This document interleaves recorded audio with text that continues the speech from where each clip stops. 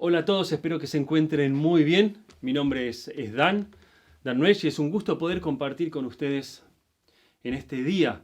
Estamos viendo una serie sobre la pasión. No sé si la estás siguiendo la serie, pero te aseguro que el estudio de la semana pasada con Andrés Casabé fue muy bueno. Así que te pido que lo estés viendo y que no te pierdas los próximos que vienen, ¿sí? Para poder seguir esto que es increíble. Lo que vamos a estar viendo hoy juntos es una pequeña pausa en los acontecimientos de la historia, ya que la semana que viene vamos a estar ya viendo el capítulo 15. Pero hoy lo que quiero que hablemos un poquito, y va a ser como una clase más o menos de apologética, así que los alumnos de primer año, si esto fuera una de las clases, iría después de comprobar y cómo comprobamos la deidad de Jesús, y va después de eso y antes de mostrar y hablar sobre la resurrección y la veracidad sobre la resurrección de Jesús. Así que vamos a hablar y vamos a usar algunos términos bien de instituto bíblico, de la raíz ontológica del Evangelio. Decir, bueno, ¿qué es algo ontológico? Es la naturaleza del ser. Vamos a hablar un poquito y tratar de desmenuzar para entender lo que estamos viendo y lo que hizo Jesús por nosotros. Por eso una pregunta que vamos a ver, ¿qué es lo que cambia Jesús en mi vida? Y tratar de explicarlo juntos para ya la semana que viene, que empezamos a ver los sufrimientos de Jesús, entender qué es lo que cambia todo eso. La fe cristiana, no solo tiene que tener un cambio o un impacto en el comportamiento o la creencia de una persona. La fe cristiana no vino solo a cambiar en lo que crees o cómo te comportás. La fe cristiana, creer en Jesús, viene y está para cambiar la persona, tu persona, mi persona completamente, nuestra esencia. Y Jesús tiene una forma única de responder a este tema de la identidad de la persona. Es único a la hora de definir qué es la fe cristiana. Toda forma de pensar, y vamos a estudiar un poquito eso primero, cómo son las formas de pensar, o como vimos con los alumnos de primer año, las cosmovisiones, en una o más de 3 categorías. Toda cosmovisión tiene una o más de estas categorías. En primer lugar, los pensamientos se basan en pensamientos, o sea, cómo se dominan.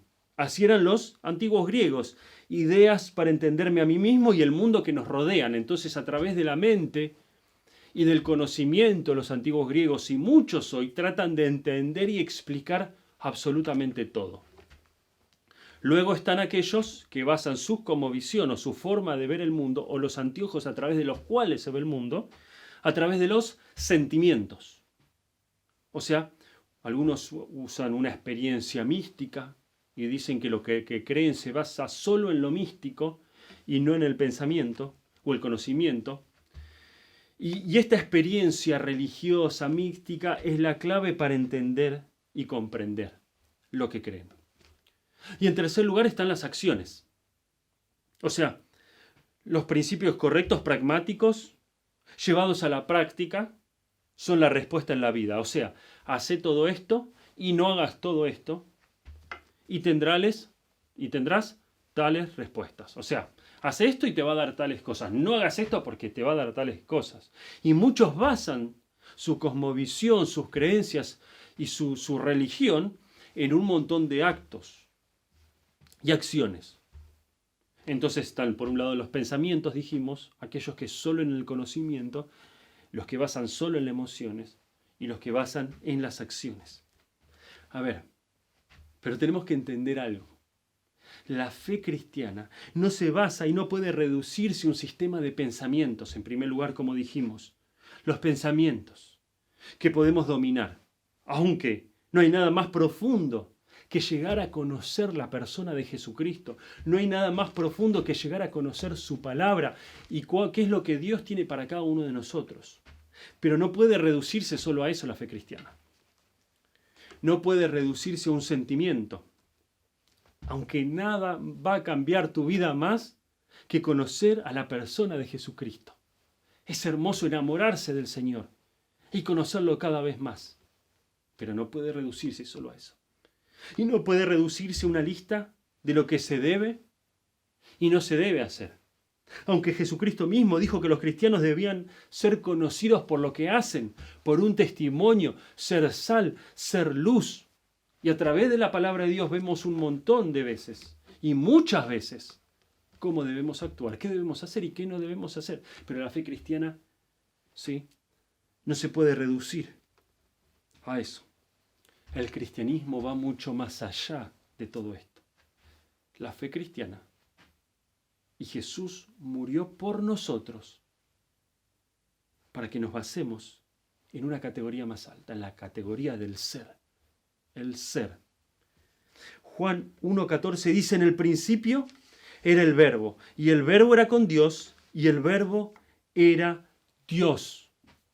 Jesús vino como el mensajero de Dios para traer su mensaje de Dios, un mensaje real, de un Dios real, y Jesús fue una persona real, lo estudiamos en la clase.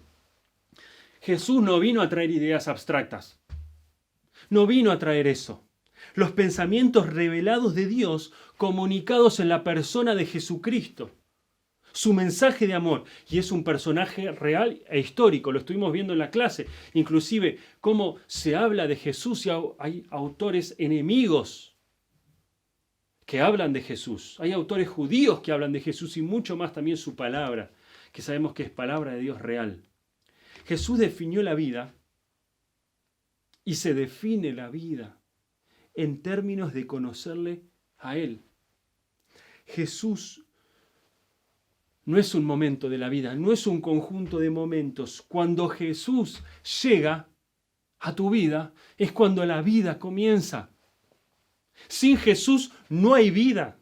Y eso es lo que tenemos que entender. No es solo emociones, aunque las emociones están. No es conocimiento, aunque el conocimiento debe estar. No son acciones que debo hacer y no debo hacer, aunque eso debe hacerse. Jesús es mucho más. Jesús es la vida misma. Él vino para ser en nuestras vidas. Él es un modo de vida. Porque la gente estaban confundidas y pensaban que tenían que hacer cosas. Dice Juan 6, 28 al 29. Yo se los voy a leer. Dice, entonces le dijeron, ¿qué debemos hacer para poner en práctica? Dice, las obras de Dios. ¿Qué hay que hacer para hacer las obras? Respondiendo Jesús y les dijo, esta es la obra singular, que creáis en Él que ha enviado. Esta es la obra que tenés que hacer. Cree en Jesús. Cree en Jesús. Esa es la vida. Ese es el modo de vida. El ser. Y Jesús después les enseñó que Él es el camino. Y palabras de vida. Dice, le dijeron entonces, ¿qué señal pues haces tú para que veamos y te creamos? ¿Qué obra haces? Le preguntaron. Nuestros padres comieron del maná en el desierto, como está escrito, pan del cielo les dio a comer. O sea, ¿qué debemos hacer? Después, más adelante, en Juan 6, 67 al 68, dice, dijo entonces Jesús a los 12, ¿queréis acaso iros también vosotros? Le respondió Simón Pedro, Señor, ¿a quién iremos? Tú tienes palabras de vida eterna. Jesús es el camino. Jesús les explica que Él es la verdad y que Él es la vida. Jesús no vino simplemente al mundo para darnos nuevos pensamientos o conocimientos de Dios. Ni vino para darnos una nueva forma de vivir, ni para darnos simplemente una nueva experiencia. Jesús vino como Dios mismo, Dios encarnado. 100% hombre, 100% Dios, para darnos la vida. Cuando Él llega, Él nos da la vida. Lo que es diferente del cristianismo a todos los demás sistemas de pensamientos o creencias o cosmovisiones es que todos los demás sistemas, todos los demás pensamientos podrían haber sido fundados por otras personas, pero el cristianismo no. Mahoma no es un componente necesario del Islam. Cualquier otra persona lo podría haber logrado. Buda no es un componente necesario del budismo. Cualquier otra persona lo podría haber logrado. Pero solo la persona de Jesucristo hizo posible el amor de Dios en nuestras vidas. Solo Él nos podía traer vida a través de su sacrificio personal en la cruz por cada uno de nosotros. Por eso nuestra fe, lo que creemos, se basa en todo lo que estamos estudiando. En la encarnación, Juan 14:9 dice, quien me ha visto a mí, ha visto al Padre. Estuvimos estudiando de la deidad de Jesús. Juan 10:30 dice, el Padre y yo uno somos. Inclusive el mensaje que estuvo compartiendo Andrés la semana pasada dice más en Marcos 15, mas él callaba y nada respondía. El sumo sacerdote le volvió a preguntar y le dijo, ¿eres tú el Cristo, el Hijo del bendito? Y Jesús le dijo, yo soy. Yo soy. Y veréis al Hijo del Hombre sentado a la diestra del poder de Dios y viniendo en las nubes del cielo. Jesús es la encarnación. Jesús trajo salvación para todo aquel que en Él cree, no se pierda, mas tenga vida eterna. Y Jesús luego de eso trae ¿qué? Una nueva creación.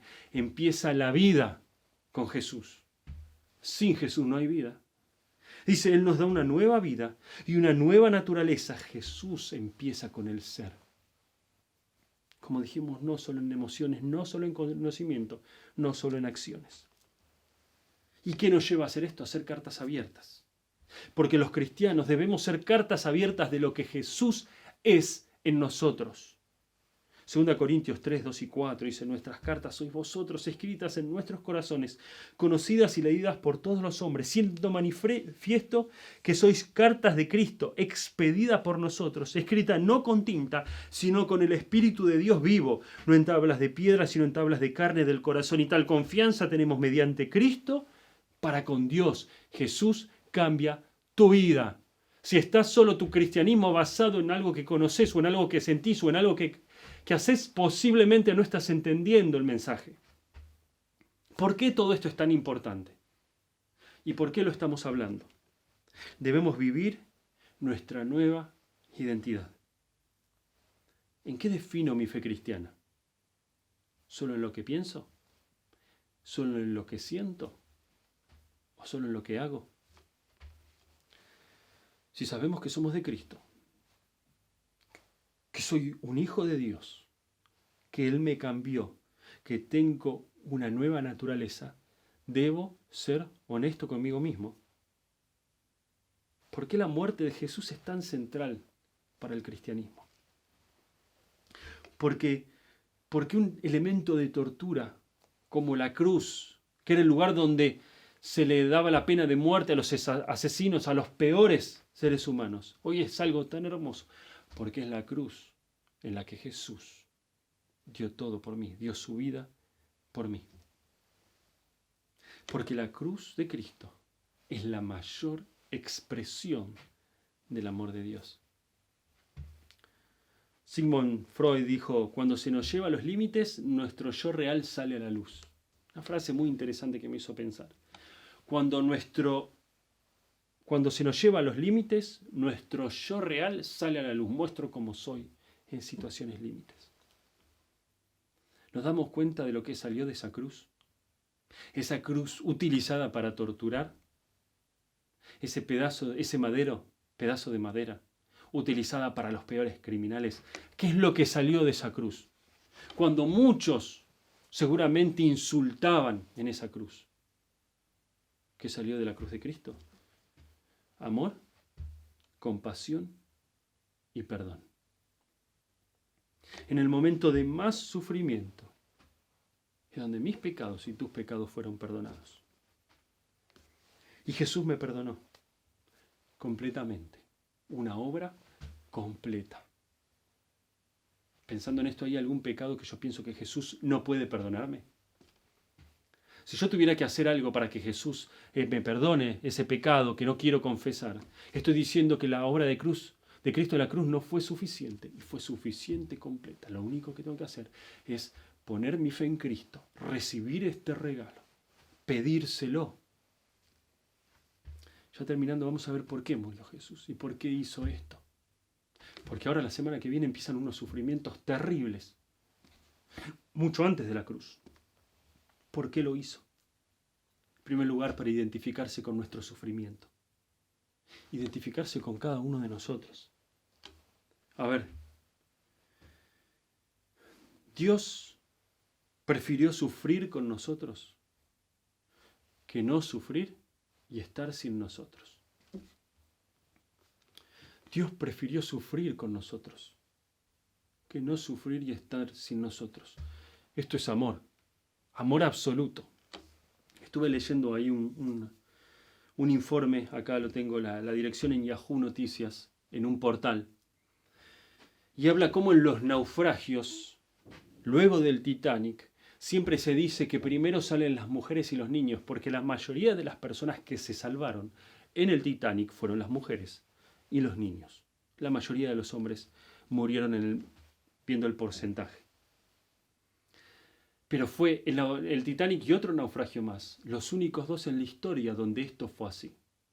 En la mayoría de los naufragios mueren más mujeres en proporción que los hombres.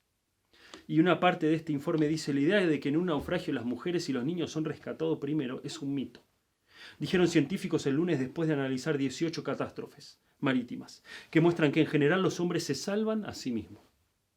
Los investigadores analizaron datos sobre desastres marítimos desde 1852 al 2011, incluyendo a 15.000 pasajeros y tripulaciones de más de 30 nacionalidades diferentes. ¿Saben qué se descubrió? Que las mujeres morían mayormente en un naufragio. Y algunos de ustedes pueden decir, sí, porque quizás son más frágiles, no tienen la habilidad de los hombres. ¿Saben por qué las mujeres mueren mayormente en los naufragios? Porque se preocupan por sus hijos. Porque aman tanto a sus hijos que no están dispuestos a salir del barco sin ellos. Y se esfuerzan por salvarlos. Y allí mueren. Porque prefieren morir con ellos, sufrir con ellos, que no sufrir, pero no verlos más, vivir sin ellos. Este es el amor absoluto de Jesús por nosotros.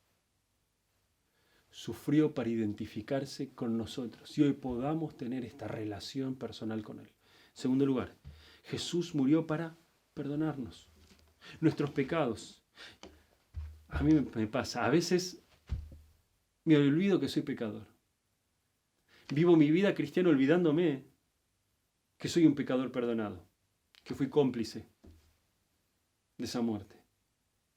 Nuestro pecado y nuestros pecados se ven mayores en presencia de su enorme pureza y bondad. Y la cruz es el lugar en que el amor perfecto de Dios Padre y de Jesús y la justicia perfecta se cruzan. La justicia demandaba un juicio. El amor demandaba misericordia. Y la cruz es el único lugar donde encontramos a ambos, la justicia y el amor, en perfecta unidad. Y la pregunta que ahora más tarde vamos a responder es: ¿cómo alguien puede juzgar y amar? ¿Cómo una persona puede juzgar y al mismo tiempo amar? Pero antes, en tercer lugar, Jesús murió por nuestra culpa, por nuestra libertad. Romanos 10:11 dice, pues la Escritura dice: todo aquel que en él creyere no será avergonzado. Y él fue avergonzado para que yo nunca más sea avergonzado por el pecado, porque el pecado es la vergüenza es el resultado del pecado. En la cruz Jesús te dice: no te avergüences por lo que has pasado, porque yo también pasé por ello. Nunca me avergonzaré de ti, así que no tienes por qué avergonzarte de ti mismo. Jesús murió. ¿Por qué murió? Para identificarse con nosotros en el sufrimiento, para perdonar nuestros pecados y, en tercer lugar, por nuestra culpa, para darnos libertad desde ese momento, desde que comienza la vida hasta siempre. Y ya terminando, la naturaleza del amor, la naturaleza de la pasión. ¿Cómo puede Dios ser amor y aún así ser el que juzga? ¿No es contradictorio? Y esta es una pregunta que nos pueden hacer. ¿Perdonar y a la vez ser quien establece el juicio por el pecado? ¿Te han preguntado eso alguna vez? ¿Cómo es que Dios, si es amor, es el mismo que juzga el pecado? Vamos a tratar de explicarlo así. ¿Por qué en el matrimonio, mientras más conoces a la persona, más amás? O mejor dicho, más vas a enamorarte de la persona con la cual estás casado mientras van pasando los días. ¿Por qué? Porque mientras más tiempo pasa, más lo conoces. Para ser amado, debes ser conocido. El amor no exige la ausencia de juicio. Otra vez, el amor no exige la ausencia de juicio. Eso es una mentira. De hecho, solo existe y es posible el amor si hay un juicio, si hay un conocimiento. Solo tiene sentido cuando la persona que dice amarte conoce todo de ti. Y así es como Dios nos amó. Nos conoce lo más profundo de nuestro corazón. Dios es bondadoso y aún así compasivo. Mira mi corazón, mira tu corazón y ve lo que se esconde en lo más profundo y oscuro. Y hace un juicio moral absoluto. Dice, esto está mal, esto está mal. Y es movido en lo más profundo de su ser a hacer algo. ¿Y sabés qué es ese algo? Es la cruz. Para amar hay que hacer un juicio. Y Dios nos mira y dice, esto está mal. Y es movido a misericordia. Dios encuentra el modo de ejercer esa misericordia. ¿Por qué? Porque encontró un miserable. No a expensas de la justicia, sino a través de la justicia. A través de la justicia, la maldad es quitada. Dios mismo paga el precio por nuestra maldad. ¿Para qué? Para que la ley se cumpla. La ley se cumpla, para que se haga la justicia sobre eso que está mal. Y como resultado de cumplir los requerimientos de la ley, Dios ejerce misericordia. Ya terminando, gracias a esto, y entendiendo esto, y recibiendo a Jesús, poniendo mi fe en Él, es que tenemos hoy una comunión y relación personal con Él. Empezamos a vivir. Ahí recién empezamos a ser. Le amamos porque Él nos amó primero. Nos amó primero y dio todo para rescatarnos a cada uno de nosotros. Murió para identificarse con nosotros. Murió para perdonar nuestros pecados. Murió para darnos libertad. Entonces, que tu fe cristiana y tu cristianismo no se base solo en sentimientos. ¿Se está basando solo en sentimientos? Que no se base solo en conocimientos. Que no se base solo en lo que hago y lo que no hago. Es mucho más allá, es una relación personal con Dios. Y la semana que viene y las siguientes vamos a juntos estudiar cómo fue ese momento sublime. Cuando ese pedazo de madera, ese madero, se convirtió hoy en el elemento más hermoso, porque ahí Jesús murió por mí y murió por cada uno de nosotros. Si alguno de ustedes no está seguro de esto y no lo comprendió hasta hoy, ¿por qué hoy no pedirle a Jesús que perdone tus pecados con la sangre que derramó en la cruz, como dice Apocalipsis 1:5? Que por su sangre. Y le pide a Jesús que perdone tus pecados, que te permita vivir, te dé la vida, porque Jesús mora en tu vida. Así que vamos a terminar orando. Permítanme orar, y si alguno quiere pedirle esta oración que yo digo, es simplemente para guiarlos, aquellos que dicen, muchos alumnos han conocido al Señor en primer año del instituto. Y si vos querés pedirle a Jesús y darte cuenta que tienes pecado, que te separe ese pecado de Dios, y que estás cargando vos con ese pecado, y que reconoces que murió por vos en la cruz para librarte de este pecado, para quitarlo y para darte esta nueva vida, esta nueva libertad, repetí esta oración después de mí. De corazón decirlo. Y decía así, Señor Jesús, reconozco que soy pecador, todos lo somos, reconozco que soy pecador, pero reconozco y sé que Jesús murió por mí en la cruz. Sé que Jesús era el Hijo y es el Hijo de Dios y que derramó su sangre para limpiar mis pecados. Te pido que me limpies. Pongo mi fe en ti. Señor, dame esta nueva vida. Dame la vida eterna. En el nombre del Señor Jesús. Amén. Y si has hecho esta oración, nos puedes escribir por interno, contando, y nos gustaría guiarte a cuáles son los pasos que tenés que hacer ahora que sos un hijo de Dios. Y si ya eras un hijo de Dios, agradece por lo que Jesús es y lo que hizo por nosotros en la cruz. Que el Señor les bendiga.